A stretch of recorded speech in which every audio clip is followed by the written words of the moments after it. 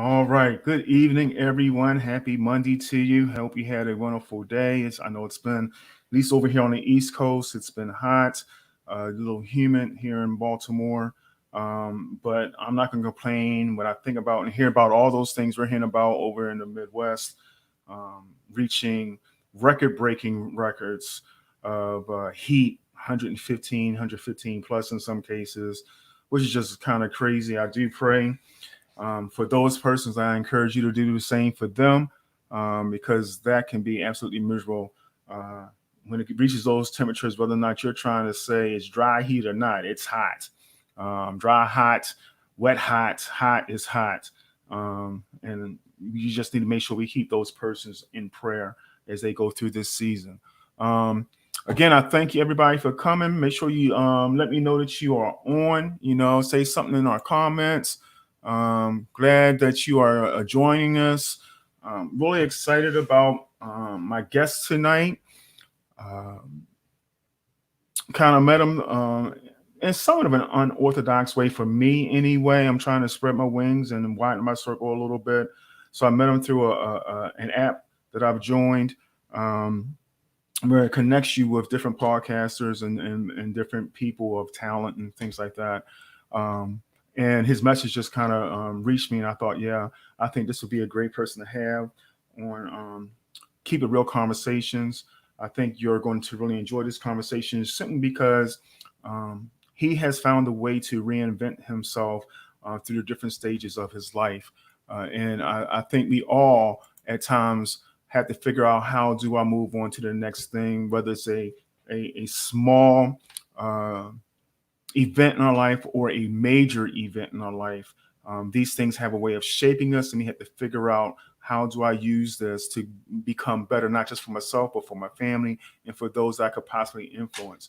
So I think that our guest tonight is going to be a great guest, a great speaker. Hey, Mom, nice to see you. Hope you had a great day and that you kept the house nice and cool for yourself. Just let me tell you a little bit about Terry Tucker. He believes that everyone is born to lead an uncommon, extraordinary life, and that has nothing to do with where you work, how much money you make, or where you live. We are not all born with the same gifts and talents, but we all have the ability to become the best persons we are capable of becoming. And I agree with that wholeheartedly. Um, so without any further ado, well, before I bring him on, and actually I'll bring him on at the same time. Um, Here's Mr. Terry Tucker. Terry, welcome. Thank you again for joining us, sir. I appreciate you. Thank you, Mark. I appreciate you having me on. I'm looking forward to talking with you tonight. Me too. I'm always up for a good conversation, and just our brief conversation before we started. I think it's going to be wonderful, and I think we're going to encourage a lot of people tonight, which I noticed you have that ability to do. What you guys are looking at is his webpage, Motivational Check, that can be found on Facebook, and you also will see here his blog page or the motivationalcheck.com page as well. Okay, and we'll highlight that again before we go. But I do want you to know that there are resources for you. He's written a book. I have not had the opportunity to read the book just yet, but I know I will. Just because I try to make sure that's something that I do. I don't like just putting people out there and not having read it myself. So I didn't go into a great detail, Terry, about your bio. I've read it, um, but I think the story always comes best from the person that's actually lived it. So just tell us a little bit about your background and what's brought you to this point. Sure. So I am the oldest of three boys. I was born and raised in Chicago, and you can't tell this from looking at me, but I'm 6'8" tall. And I have a brother who was 6'7", who was a pitcher for Notre Dame, and I have another brother who was 6'6", who was drafted by the Cleveland Cavaliers in the National Basketball Association. And then my dad was 6'5". So if you sat Wow. behind our family in church growing up, not a prayer's chance you were going to see anything that was going on whatsoever. But Right. I was fortunate that I was able to get a scholarship to play college basketball at the Citadel in Charleston, South Carolina, despite having 3 knee surgeries in high school. when I graduated, I moved home to find a job. I was the first person in my family to graduate from college. And, I was all set to make my mark on the world with my newly obtained business administration degree. Fortunately, I was able to find that first job. It was in the corporate headquarters of Wendy's International, the hamburger chain. But unfortunately, I ended up living with my parents for the next 3.5 years as I helped my mother care for my father and my grandmother, who were both dying of different forms of cancer. In my professional career, I was a marketing executive. I was also a hospital administrator. I was a police officer. And part of that, I was an undercover narcotics investigator, and I was a SWAT team hostage negotiator. I was also a school security consultant, a high school basketball coach, a motivational speaker, and then last year I became an author. But for the last 9 years, I've considered myself a cancer warrior. And then finally, my wife and I have been married for almost 28 years. We have one child, a daughter, who's a graduate of the United States Air Force Academy and is a lieutenant in the newly formed branch of the military, the Space Force. Oh, wow. Wow, really? I imagine that's pretty exciting. Yeah, it is, but everything's top secret. Conversations with her, like, hey, how you doing? Good. How's work? I can't talk about it. Okay, I can't talk. That's good. But honestly, you may be the first person I've actually run across in person that actually knows somebody that's a part of that newly formed branch. That's amazing. Yeah, it's great. She loves being in on the ground floor. A lot of growing pains, but a lot of great people doing great work. I could imagine. Wow. Okay. That's something I missed. That just kind of blew my mind. Okay. All right. Well, good. So you've been through so many different phases through your life, and touched on so many different areas. One thing, really just because of maybe of most recent headlines, I'm gonna be interested in knowing your thoughts on the current public relations that is going on with the police department in the communities that they serve. Yeah, it's a shame. I one thing I learned a lot being a policeman, and I had a partner from West Virginia, and we ran an all black area for 4.5 years, led our relief in almost every category that the department looked at, and never got complained on. And I think one of the reasons was we were older when we became policemen. I was 37 years old when I was a rookie policeman. So I had some life experience. And I always remember when I would go to the academy and I would talk to the recruits, I'd be like, you're going to spend 6 months learning how to use all these tools on your belt. But the two biggest tools you bring to this job are this and this. Right. And I've seen people who have turned yes people into no people based on what they've said. And I've seen people who have turned no people into yes people based on what you said. I just wish we would communicate. And you and I talked a little bit at the beginning of this about how, we spend so much time screaming at each other that we can never understand what's going on. And one of the things I learned being a negotiator was that we had to figure out what was going on based on what people were saying, what they weren't saying, and how they were saying it, because the people weren't in front of us. And so I wrote a whole chapter in my book about listening, but listening to understand instead of listening to respond. It's like, hurry up, Mark, say something because I want to get my 2 cents in. Well, that doesn't allow me to understand why you're saying what you're saying and why, where you're coming from when you're saying it. And I can't sit here and tell you that I know what it's like to be a black man. I don't. Right. I can tell you my experiences in law enforcement with it, but it was funny because the people that I really worked for was the single mom with 3 kids who was just trying to make it, day to day, who had 2 jobs. Those are the people in the community that I worked for. It wasn't the dope boys on the corner. It wasn't the prostitutes that we say. It was the people in the community that were just trying to get by, trying to make ends meet. And we were just trying to put our finger in the dike, so to speak, to try to make sure that they could do that. Right.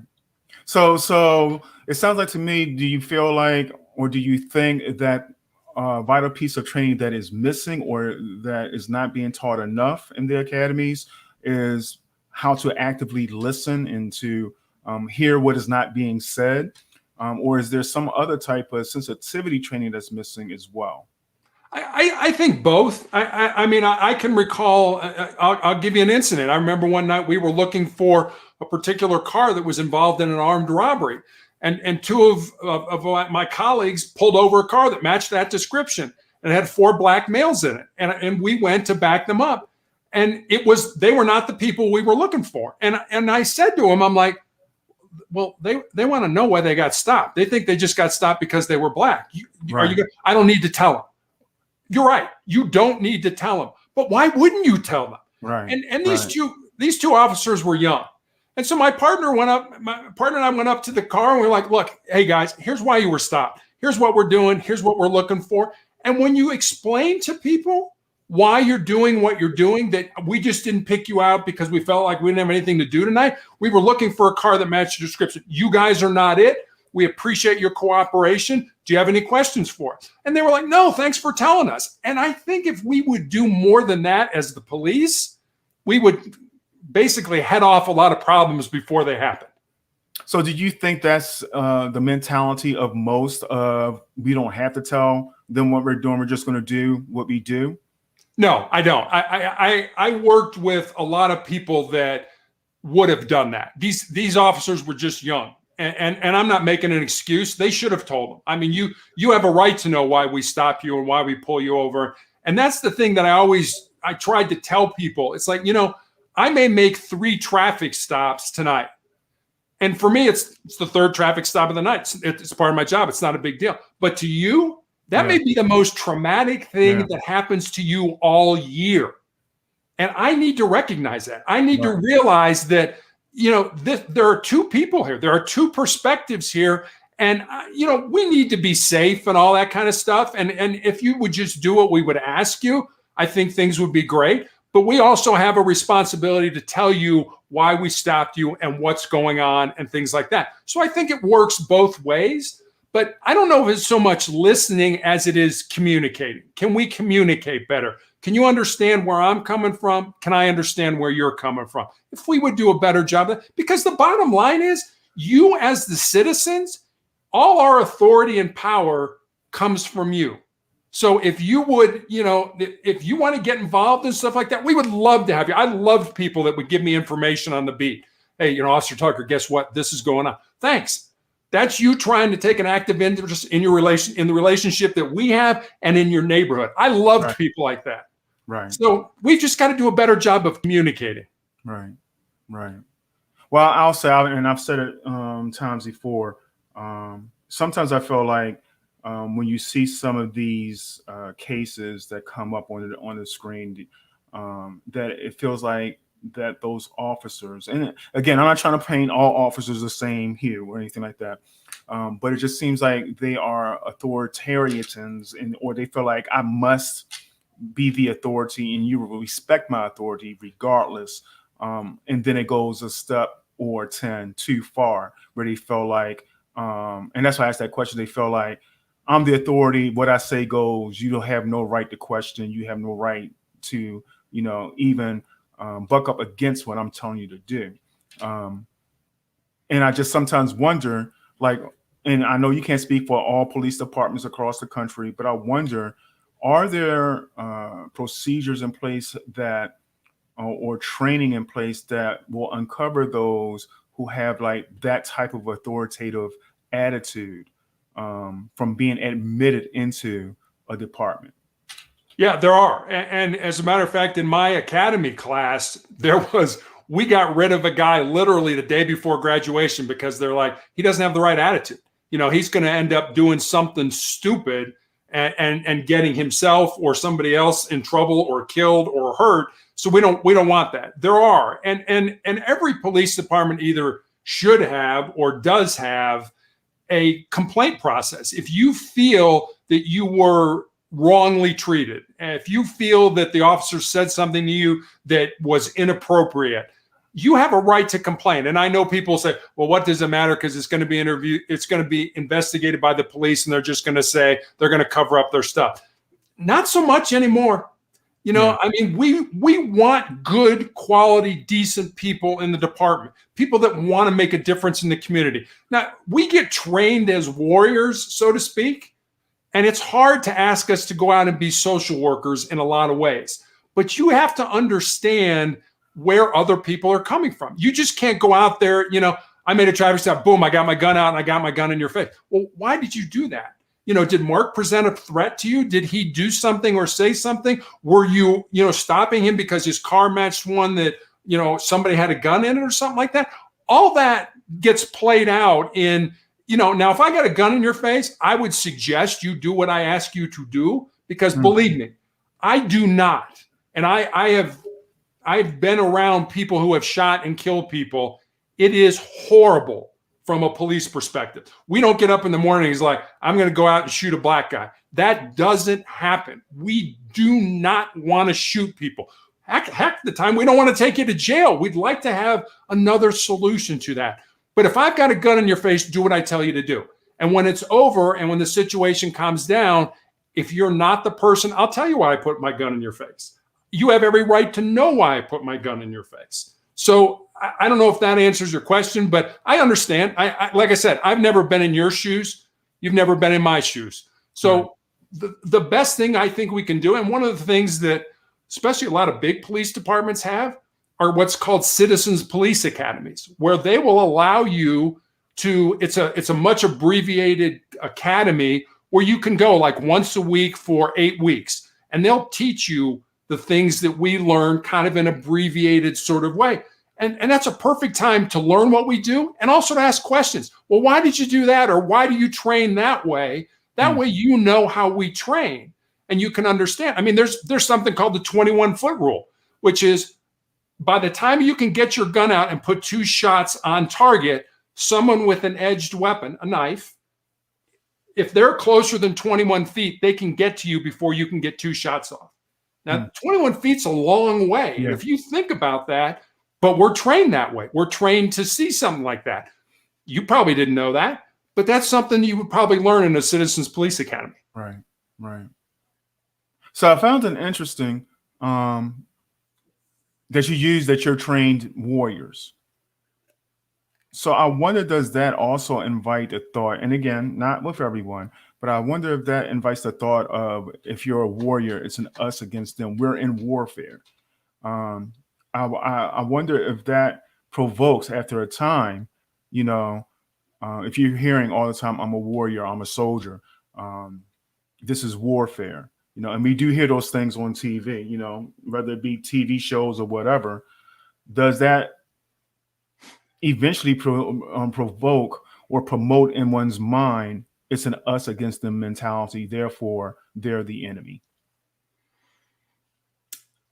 I can tell you, I never felt that way. I would my guess be that there are people out there like that? Yeah, I'd say there probably are, and those people don't need to be wearing the gun or the badge. I mean, but we're also trained to protect ourselves. We're trained to protect ourselves. We're trained to protect you. We're trained to protect other people, and especially I spent almost 4 years on SWAT, so we were even more highly trained. But the other thing you've got to, and this kind of didn't crystallize with me until almost towards the end when I got out of law enforcement. My very last night, I was a sergeant, and there was some shots that came from an apartment building. We got to the apartment. There were 3 guys there. None of them lived in the apartment. They're all playing Xbox. And we did what's called a gunshot residue test kit on their hands, which is just basically swabbing their hands to see if there's gunpowder on. We searched the apartment, couldn't find any guns. Okay. So we let them go. And I said, right before we left, I said, let's take one more look. And there were 5 guns in the ceiling right above the window where the shots had come from. And I can't prove that they had anything to do with it. I can't prove that they shot those guns. But I remember taking those guns back to the district, and we were tagging them for property. And the captain, who'd been on it like 30 years, he said, Terry, when I first started 30 years ago, we were lucky if we got a gun a night or a gun a week.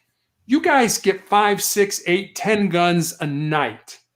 And I think that's where we get scared, because everybody has a gun now. Right. And as you've seen, people are willing to just walk up and shoot cops. And so there's got to be that balance. There's got to be that, there's got to be some respect. And I know that respect has got to be earned. It's not just given, and it shouldn't be given. But again, our power and authority as law enforcement comes from the citizens in the community, which is you. Okay, good. So listen, y'all, I still like to see some comments from you. You know, whether you agree, whether you disagree, make sure you put some comments in. Both Terry and I will be able to see them. As always, let me give you the phone number. I forgot to put it up. Oh, that's not the right thing. Here we go. Feel free to give us a call at 410-513-9499. Terry has agreed to take any calls, any questions, anything like that. If you want to call in, that's fine. Again, 410-513-9499. Give us a call or just make a comment, and we'll come back to what we were just talking about. So the last thing I'll talk about with regarding the police thing, what are your thoughts with the recent Derek Chauvin case, the end result of the sentencing? And I know there's still some other things that are going to happen. I think it's still the civil trial has to go on along with the other officers that were there as well. But what do you think about the outcome with the sentencing? Do you think it was fair? Do you think it was too much? Things like that. Having been once a police officer. Yeah, I don't know if it was fair, to be honest with you. I mean, I did not watch the trial. I mean, I sort of have my own trial going on with cancer and that, but I really didn't watch the trial. It is painful to watch George Floyd die. And I think any loss of life, whether it's a police officer, whether it's a citizen, it is hard to deal with. It should be something that the community as a whole comes together on, and it brings us closer, not something that divides us. And it's a shame. I mean, and people have a right to protest. People have a right to get out there and say, this is wrong. We want to do things differently. And I think, one of the first things in any police budget, when there's a budget crunch, one of the first things to go is training. It's like, oh, well, we won't train, we won't do that. I'll be the first person to tell you, I would take as much training as you could give me on everything, on relationships with each other, on firearms, on everything, traffic stuff, anything you can give me where I can get better, I'll take it. And I think most policemen feel that way. Some don't. Some think they've got a big S on their chest and have a cape and they can do all kinds of stuff. But in all honesty, with that attitude, you're going to get yourself killed, or you're going to get somebody else killed. And we don't need those people. We don't need those, lone rangers that, I'm going to do this. Well, let's wait. Most things in law enforcement, you have time to step back, figure out what you want to do, and then act. Now, most police shootings happen in the span of about 5 to 10 feet and last 2.5 seconds. So they're over before they begin. This isn't like the Wild West where you're running down the street shooting each other. Right. They happen and they're done. You pull a gun, boom, I pull my gun, we shoot, that's it, and it's over.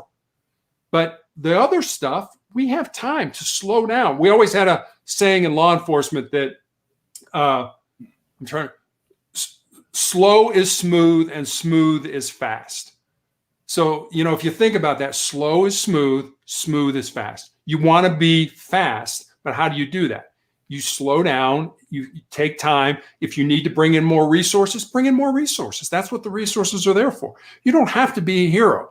We don't get paid enough money to die on the job. Right. Okay, good. I appreciate that. As I saw put up, how he's appreciative of your point of view as well. Hey, Tony, nice to see y'all. Nice to see everybody. Tony, Barbara, Tammy, Laurie, everybody. Nice to see y'all. Tony says the judge did what the law allowed. No one wins in the situation, regardless of the length of time of sentence. I agree. I do too. No length of sentence will bring back George Floyd or change the outcome of that day. So, and just think of all the people that were affected. I always look at when somebody dies like that, whether it's a policeman or whether it's a citizen, it's like throwing a rock into the lake. The ripple effect that goes out, the friends, the families of the Chauvins, of the Floyds. all of that, all those people are affected in a negative way. And that's a shame. Okay. All right. Here's a question from Robert. Now, how long have you been retired from the police force, Terry? 2005 was my last year. So it's been a while. Okay. All right. So I just want to make sure everybody knows that he's not currently a police officer. He's moved on to do some other things as well, and we're going to get into that in a moment. But I did want to get his insight because I know he had served.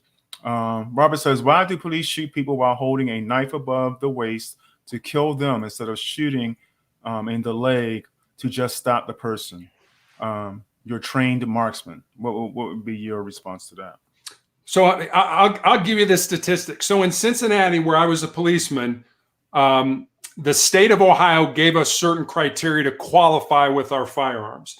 And that was you had to shoot 70%. So 7 out of 10 shots had to hit the target. Well, Cincinnati said, absolutely not. We're going to up that. We're going to make it 10 out of 10. You have to hit the target every single time you shoot in order to qualify. So we had even higher standards than the state of Ohio required. So that's what we shot at the range. What do you think the hit rate was in a real gunfight out on the street? Just take a guess. Give me a percentage. I would say probably less than 60%. 30%. Wow. 30%. And here we are trained to hit the target every time. It's so much, it's hard to get shot. And I know it's like, yeah, it happens all the time, but it's hard to get shot. I mean, the bullet is probably that big. And the only way we're not trained to shoot to kill, because people always say that to me, you're trained to shoot to kill. No, we're not. We're trained to stop the threat. And the way we stop the threat is to hit center mass. I personally have seen people shot 5 or 6 times that are up walking around. So just because you get shot doesn't mean it's not like television where you get hit, and you fall back. And I always, for your audience that are into physics, Newton's third law of physics, for every action, there's an equal or lesser reaction. So if I shot you and you went flying back out the window, that same force would have to come from my gun. So I'd be flying the other way. So that stuff doesn't happen. The stuff you see on television does not happen. So we are trained to shoot the best place that we can stop the threat, which is the biggest part of the body, which is center mass. And that's where we shoot. And again, just because I shoot you in the chest doesn't mean you're going to fall over and die. Just because I shoot you doesn't mean you're not going to keep coming at me with that knife. I have to stop you. I have to either stop your central nervous system. In other words, I got to get a bullet that cracks your spine and you can't operate anymore, or you have to bleed out. You have to get rid of the blood so it's not pumping in your heart. And that does not happen instantaneously. That happens over a period of time. So just because I shoot you doesn't mean you're going to, boom, oh, he's shot, he's done. He's out of the fight. Absolutely not. People, like I said, have been shot numerous times and they continue to come, they continue to attack. So that's why we shoot where we shoot and why we shoot people with knives. It's like, he's only got a knife, I got a gun. And sorry, I have to shoot somewhere where he will stop and not come at me and keep going, even though he's been shot. Okay. All right. I hope that answered your question a little bit, Robert. There's another comment on my page. I can't actually put this up on the screen, but it's from Mary. Hi, Mary. Nice to see you. It says, it seems like the easiest reason to stop black men is probable cause, even though there weren't reasonable cause. Abusive arrest to provoke resisting arrest to be used as a charge. So it sounds like what she's saying is it seems like black men are being stopped without real cause, but that's the excuse to stop them or stop us, and use that as a reason to charge them or to use that to justify the stop in the first place. So all I can tell you is we have to have a reason to stop you. And I can tell you right now, I have not stopped people because I couldn't find a reason. And I mean, now there are, I still remember this in Cincinnati, the code was 503.1. It was a lights violation. So if you did not have a license plate light that was visible, if it was burnt out, I could stop you for that. And I did stop people for that. But again, you got to remember, I worked at night. So it was very hard to tell what race the person in the car was because it was nighttime. But did I ever use 5031 as a reason to stop a car? I did. But we also got out of cars wanted people, guns, drugs, and things like that. And if you look now, and I still have friends that are on the Cincinnati Police Department, and I was also a police officer in Santa Barbara, and I know a lot of police officers. What they're doing now is they're not stopping cars, and they're not stopping people. They're not getting out on people in the corner. I have to have probable cause to arrest you, but there's nothing in law that says I can't walk up to you and say, "Hey, Mark, what's going on?" Now, you could say, "Terry, go pound sand. I don't want to talk to you," and walk away. And I can't do anything about that if I don't have probable cause to stop you in the first place. But there's nothing that prevents me from going up and talking to you, to anybody. I can go up and talk to anybody. "Hey, how you doing?" Doesn't mean you have to stay and talk to me. Doesn't mean you have to say a word to me. You can totally ignore me. And remember that. If I don't have a reason to keep you there, you can walk away. You don't have, I don't want to talk to you. Get lost. You know what? You're a policeman. You're a pig. You're a cop. Whatever. Get lost. I don't want to talk to you. Okay. But that doesn't mean I can't talk to you. And if you're good at what you do, using this, and that's the problem with a lot of young cops today. All they can do is use this. And I've told policemen that. I've had young people come to me. "I want to be a policeman. What do you recommend?" Put your cell phone down, go out on the street and talk to the homeless man, and go up into the penthouse and talk to the guy up there. Because that's what you need to do to be a good policeman. You need to be able to communicate. You need to be able to ask questions. You need to be able to probe. But again, if I don't have probable cause, I may think you did something, but if I don't have enough probable cause to arrest you or even detain you, you can walk away, and there's nothing I can do about it.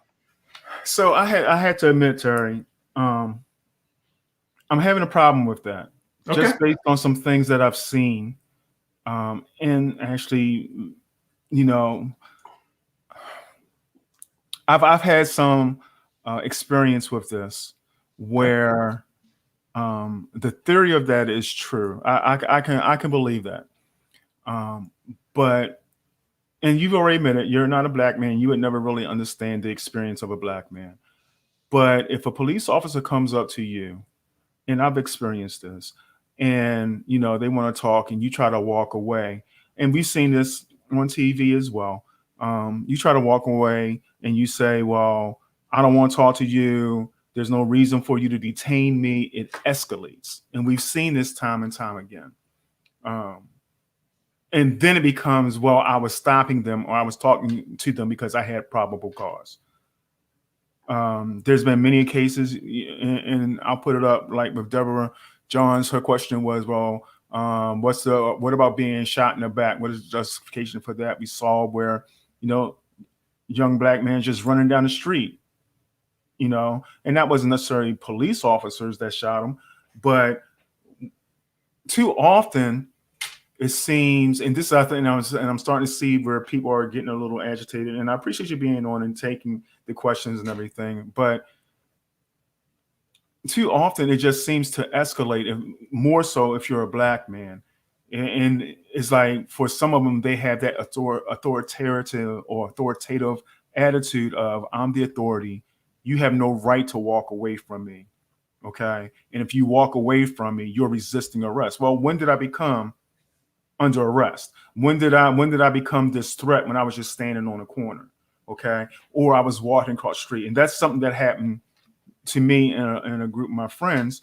We was in downtown Baltimore. I can tell you exactly where it was at. It was on 25th Street, 25th and North Avenue, and we was just walking across the street, and an officer stopped us.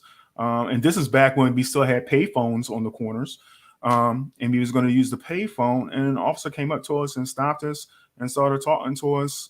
And my buddy was like, "Hey man, I'm just trying to use the phone." And he's like, "No, I need you to get off the phone." And he wanted us to comply. It's like, all we did was walk across the street to get on the phone. Why are you talking to us like this? And he calls a backup. Next thing you know, we got 5 police cars around us, you know? And honestly, we were doing nothing but walking across the street to get to the phone to call somebody else. Okay. So when you say you have the right just to walk up and talk to us, that's fine. But for us, the reality is we can't just walk away. we're seldom given the opportunity just to walk away. We now have to justify why we're on the street. You know what I mean? And that's wrong. And that's No. wrong. That's totally wrong. I mean, you have every right to be on that street. And if he doesn't tell you why he's stopping you, why, you know, 5 guys that match your description that just robbed a bank. If he doesn't say that, walk away. I mean, what's the worst he's going to do to you? Handcuff you and take you to jail? Well, then you're probably going to be living in his house because you're going to sue the hell out of him. And well, that's the thing. It's like at that point, I mean, he called for backup. We had 5 other officers show up. It's probably more than 5 because I'm sure they all weren't in the cars by themselves. But, you know, we're now up against the wall. We're being searched. You know what I mean? All because did they ever tell you why? Did they ever give you the reason why? Never did. And I talked to one of the other officers. I was like, man, you need to watch him. He's loose. It's something wrong. He's loose.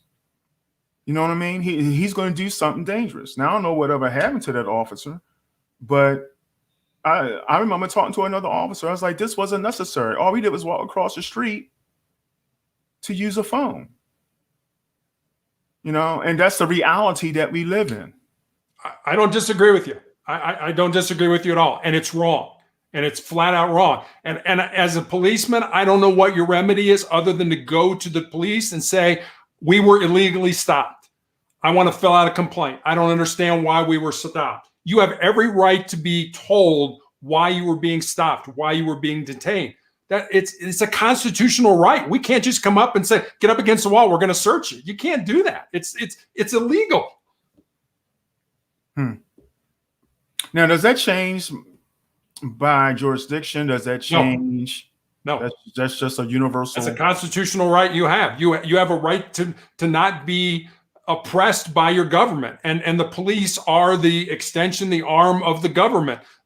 We have certain things that we can do, but again, like I said, I can't just walk up, grab you, throw you against the wall, and start searching you. I've got to have a reason.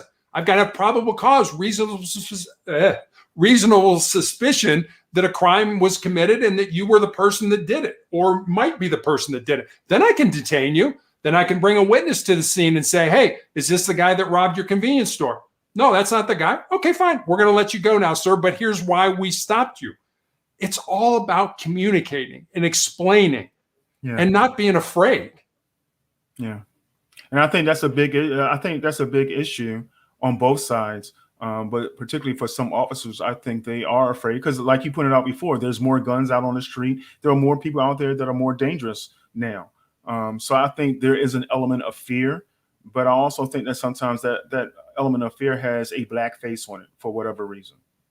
Yeah, a lot of it depends on where you live. Yeah, I mean, sometimes it's a Hispanic face. I mean, sometimes, you know, I know officers that are, you know, tribal officers on the Indian reservations. It's a red face. So yeah, absolutely. It depends on where you are. But again, I don't have a right as a policeman to just walk up, throw you against the wall and start searching you. That's just wrong. You can't do it. Yeah. Well, it shouldn't be done, but unfortunately we see it. Yes. Does it do it? And if you feel that you've been violated in that way, please go to the police department and make a complaint. You know, it may be unfounded. They may say, oh, he had a right to do it or whatever. You know, yeah, he might be. But you know what? If the next time he does it and somebody complains and the next time they do it, eventually you're going to get a pattern and you're going to see that this officer either needs more training or they are in the wrong profession and need to move on. Okay. All right. Well, thank y'all. I appreciate all the comments that you guys are making and the questions. Feel free to continue on, but I do kind of want to move on to another aspect of Terry's life that I wouldn't say chose to go in a route of, but because of events in his life, caused him to move in a different area in his life. And it's why I said he had to figure out ways to reinvent himself and get to the point where he's at, where he's trying to be more of a motivational speaker and help others become who they ought to be, who God created them to be, if you will. I know you're a cancer survivor. Tell us a little bit about that, and how did that move you to where you are now? So in 2012, I was a girls' high school basketball coach in Texas, and I had a callus break open on the bottom of my foot, and didn't think a lot of it initially because being a coach, you're on your feet a lot all day. But eventually it didn't heal. So I went to see a podiatrist, a foot doctor, friend of mine, and he took an x-ray and he's like, you got a little cyst in here. I can cut it out. No big deal. He did cut it out, showed it to me. Little gelatin sack of white fat, no blood in it, no dark spots, nothing that would lead anybody to think that anything was wrong. But he sent it off to pathology to be tested. 2 weeks later, I get a call from him. And the more difficulty, as I said, he was a friend, the more difficulty he was having telling me, the more frightened I became, until he finally just laid it out for me. He said, Terry, I've been a doctor for 25 years. I've never seen this form of cancer. I have a very rare form of melanoma that appears on the palm of your hands or the bottom of your feet. There's only about, last time I checked, about 6,500 people in the country that get it every year. So it's incredibly rare. So that was 2012. I was recommended I go to MD Anderson in Houston to be treated. I did. I had 2 surgeries, one to remove the tumor, one to remove all the lymph nodes in my groin. And when I healed, I was put on a drug called interferon. And I won't go into interferon a lot, just to say that interferon gave me severe flu-like symptoms for 2 to 3 days every week after I took the injection. And I took a weekly interferon injection for almost 5 years. So imagine having the flu every week for 5 years. And that was just to keep the disease from coming back. That was not a cure. Mm-hmm. Eventually, in 2017, the drug was so toxic to my body that I ended up in the intensive care unit with a fever of 108 degrees, which usually isn't compatible with being alive. But I was at a level 1 trauma center, and they were able to stabilize me before they sent me to the ICU. 2018, I had my left foot amputated. 2019, the disease came back again, requiring 2 more surgeries in my shin. And then last year, an undiagnosed tumor in my ankle grew large enough that it fractured my tibia, my shin bone. Okay. And further testing found that my entire lower leg was full of cancer. So in April of 2020, during the pandemic, I had my left leg amputated above the knee. And I also found out I have tumors in my lungs, and I'm undergoing treatment for that right now. So yeah, on that uplifting story, we can take some questions. Wow. Well, it highlights hearing all that. And I didn't know that it had continued to progress, and that you just recently had your leg amputated. But I noticed you still say, you're still, what did you say, 6'4"? 6'8". 6'8". It's amazing how you still see yourself as the whole person you truly are, and that these things have not limited you or kept you from continuing to be the human God created you to be, and that you are now doing motivational speaking. During this time, and you said it started 2012? Correct. During this time, where I know many people would find this to be tragedy, and many people would give up and would go into a state of panic. How did you, before I ask that question, do you have a relationship with God? Are you a believer in Jesus Christ? Absolutely. Okay. And I assumed as much, but I wanted to formally ask you. So during those times, which I would imagine is, very scary, you probably considered yourself to be a good person. You try to do the right things, and then you throw this curveball. During this time, how did you handle this tragedy?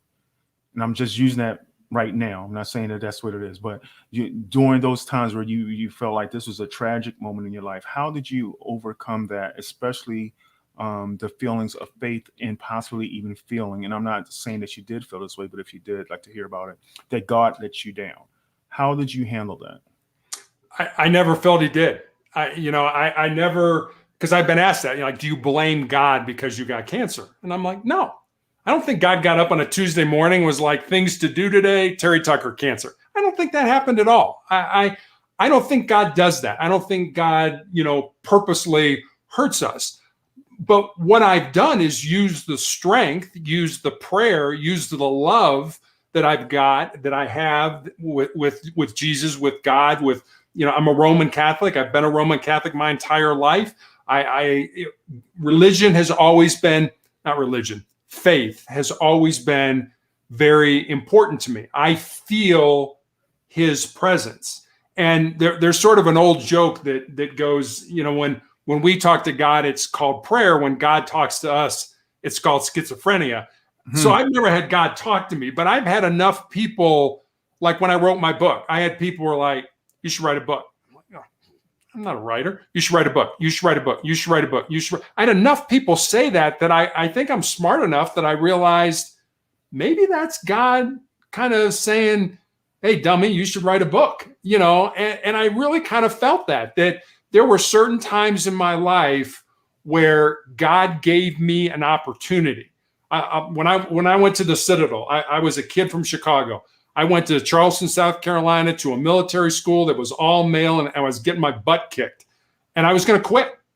And I was literally walking over to tell the coaches I was going to give up a 4-year scholarship.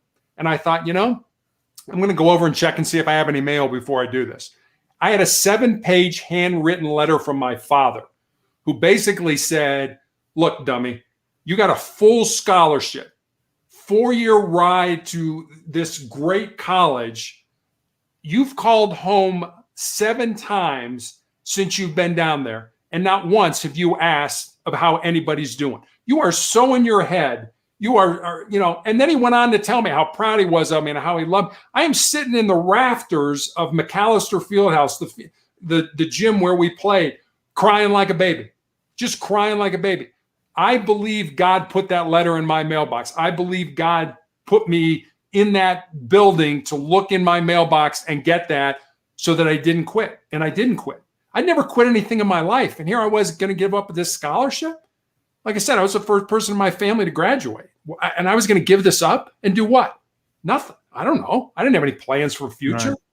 But I think that was God acting in my life. So I think you've got to be open to that.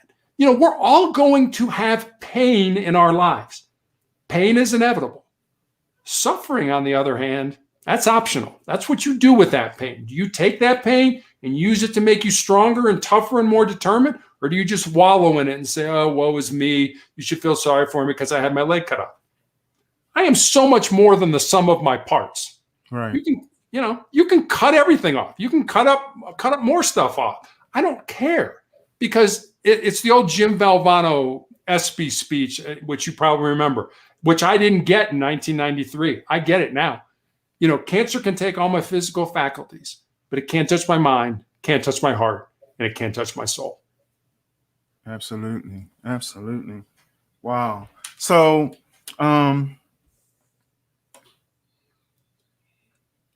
it's amazing what you just said, because I think so oftentimes, and I like the analogy, where you don't, it's a choice to continue to suffer.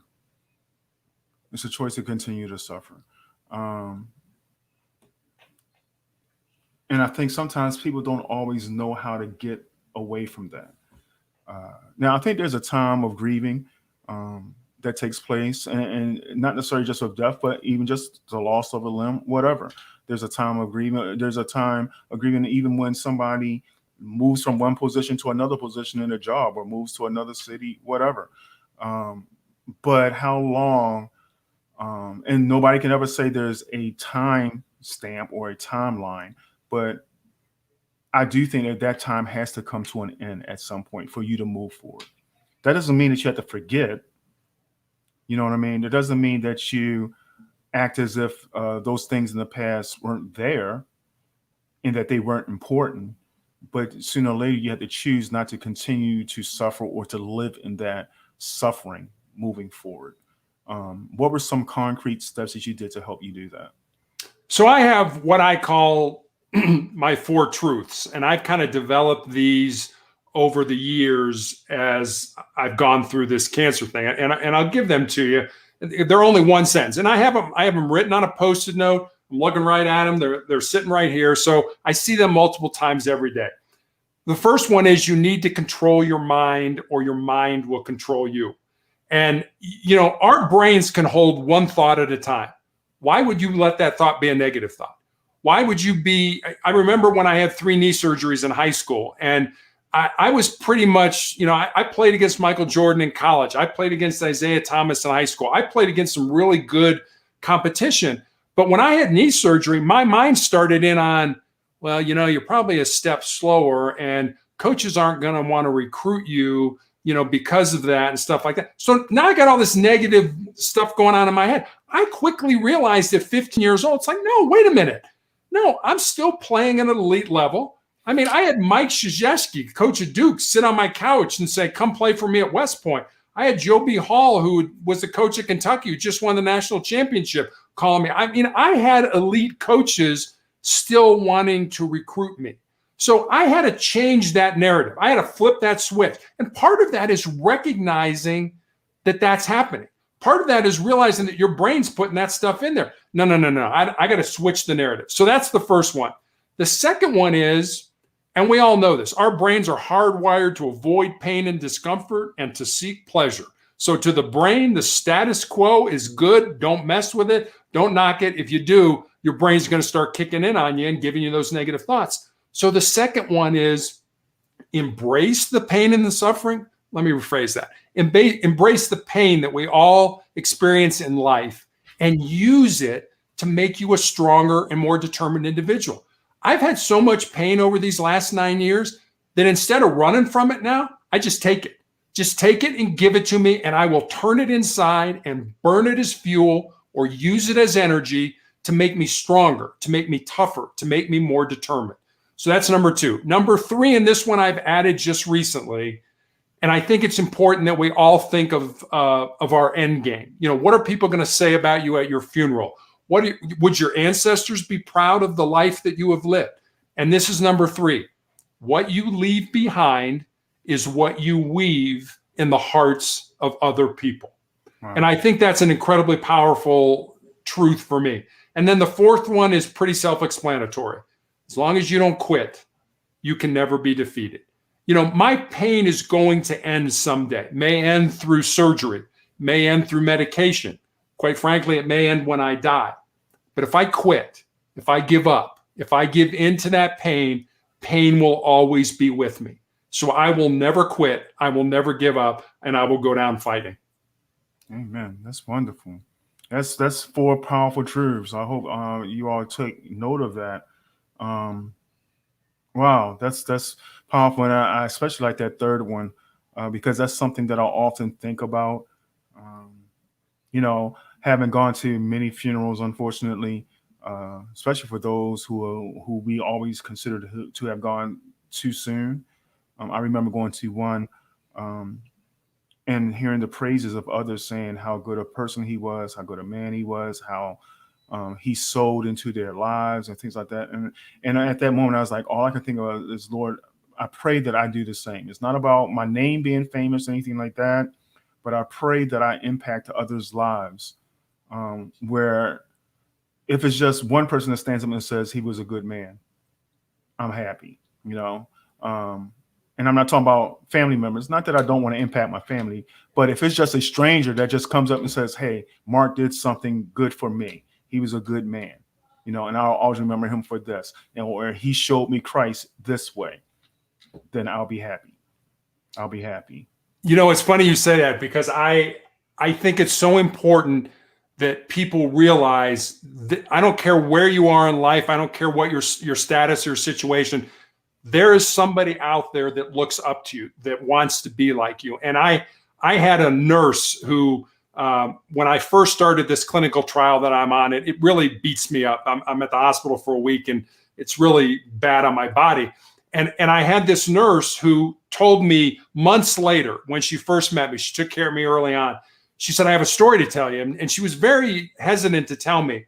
But she finally said, look, when I first met you, I was going to get out of nursing. I had a friend that had died. I was in a really dark place. I had talked to my mom and dad. I was going to quit nursing and I was going to go to work for Amazon. And she said, and then I met you and I saw what you went through. And I realized how inspiring you were to me. And I knew I was in the right place. Now, if she would have never told me that, I would have had no idea that my life, that my situation had an impact on her. And I was so glad she did. It really, really made me feel good. There's somebody out there that looks at Mark and says, you know what? I want to be like Mark. You have no idea who that person is. Yeah. You have no idea. And same with your audience. You have no idea who looks up to you, who emulates you. John Wooden, the basketball coach at UCLA, used to have a saying, and it went like this. It said, a careful person I want to be, a little person follows me. I dare not go astray for fear they may go the same way. Wow. That's amazing. Yeah, I truly believe that, not because I think I'm a great man, but you're right. And I tell people all the time, there's somebody watching you. And they're not just watching for you to make the mistakes, but they're watching you, how you handle your mistakes and how you move forward. And Tony says we're walking testimonies without saying a word. Yeah, it's all about how you live your life before other people, but you have to be aware that people are watching you. And I know people have said something to me, so I know what you're saying is true. But for every person that has said something, there's probably another 100, 200 people that don't, And I know people. I'm feeling really honored that we came across one another, even by the method that we came across.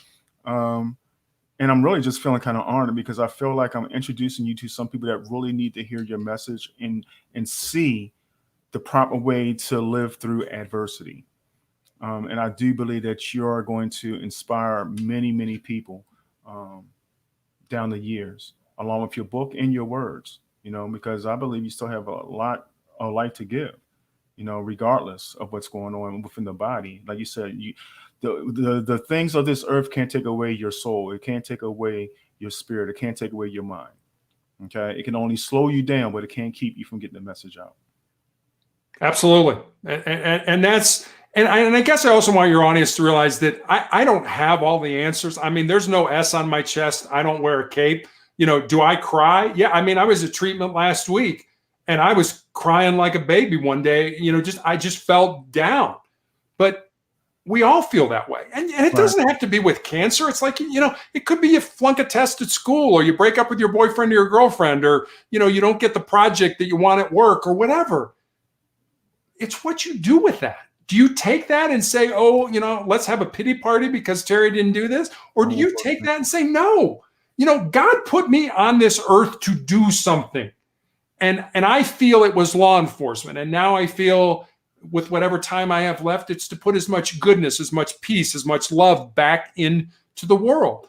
And I can't imagine standing in the presence of our Creator, at the end of my life, whoever or whatever you believe that entity to be. I believe it to be God and Jesus, and being unable to account for the gifts and the talents that I was born with and that I didn't use to make the world a better place. Yeah. I mean, if you think about our God, if you think about a God who made us in love and who knew all the dumb, stupid, crazy, sinful things we were going to do and still loved us enough to put us on this earth to try to make it better. I mean, I think about that and it just kind of overwhelms me. Yeah. It's just like that love, like you said at the beginning, we're not all born with the same gifts and talents. It doesn't matter how much money you make, how important you are, how influential you are. None of that stuff goes with you at the end. The only thing that you take back to your Creator is the love that you have in your heart. That's it. But you have cultivated while you were here. Yeah. That's what he's looking for. Yeah. That's what he's looking for. All right. So coming up on the end here, I've asked 3 questions of other guests. I want to ask you the same questions, if you don't mind. I don't mind at all. This has to deal with your faith. Tell me, what is your salvation story? When did you receive Christ as your Lord and Savior? What was that day like? I don't know if it was a day. I can't say that there was one day I've always been raised. I'll just give you a quick story. When I had knee surgeries in high school, being Catholic, there was a nun, there was a saint, St. Francis Xavier Cabrini, and she ran a hospital in Chicago. She had long died and had been a saint, but my parents used to take me there every Sunday. and we would pray at her shrine, and we would get holy water, and we would get relics and things like that. So I've always felt this connection to God, and as a Catholic, we do it through saints and things like that. Other religions don't, and I get that, but that's something we did. So there was always that connection. When I had my knee surgery, I was on all kinds of drugs, and I woke up in the middle of the night. I was 15 years old. I was a kid. I was scared to death. I was hallucinating. I called my mother. I'm like, 3:00 in the morning, Mom, I'm scared. She's like, open the nightstand. There's a rosary in there. Pull the rosary out and start saying it. So that faith, that relationship has always been there for me. Okay. So there wasn't like any one instance when you actually invited Christ to come into your heart, or, No. you asked him to be your Lord and Savior. No. It's just something that you learned through ritual. Exactly. Yes. And I've carried that on through the 60 years that I've been on this earth. Okay. All right. Well, with that being said, I would love to have you on again to talk more about faith, just because I think that's another area. Now, I'll let you know, I did grow up when I was younger. I was Roman Catholic as well. I grew up, I was an altar boy and all of that. Me too. Yeah. But I started to search for God in a deeper meaning than the ritual things. And I would really like to have a discussion with you about that at some point. Not to challenge you on it, but to have a conversation about it. Absolutely. And I would love that. Okay. So we'd love to have you back on maybe in a couple of weeks and everything. I know you're busy. A lot of people come, I'm sure, reached out to you to talk and motivate others as well. But would love to be able to reach back out to you so we can have another conversation around that. That would be great. Okay. Again, Terry, I'm so appreciative of you coming on. I feel honored that we met. I appreciate you giving your thoughts and your insights on the police department and the current situations that are in our communities. Again, you're retired from the police force. I don't want anybody to feel like you're speaking on behalf of any police force, anything like that. But you lived the life, and certainly I'm sure your mindset is one side.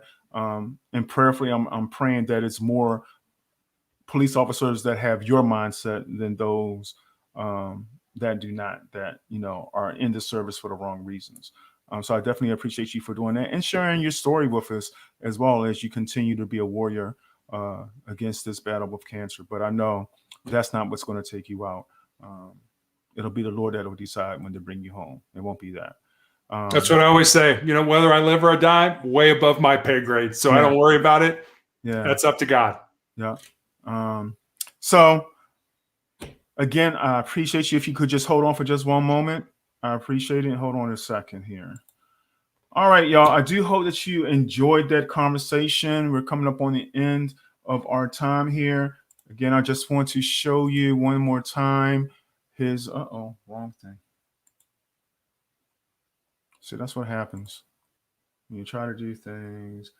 I try to be professional. I promise y'all I do. But you know how technology is sometimes. So let's try this one more time. You can go to, once again, www.motivationalcheck.com.